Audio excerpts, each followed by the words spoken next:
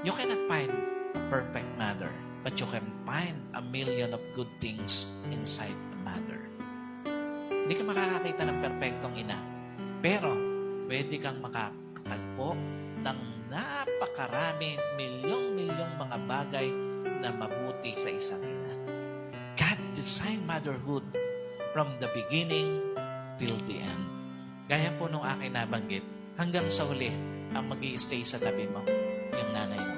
Kahit anong sama ng isang anak, hanggang sa huli, magpapakananay siya. Kahit anong sakit ang idulot ng isang anak, hanggang sa huli, magpapakananay siya. At kahit anong pangit ng sitwasyon meron ng isang anak, magpapakananay siya. Alam niyo, hindi pa naman huli yung lahat eh. May panahon pa habang kasama natin, bigyan natin ng tamang pagpapahalaga.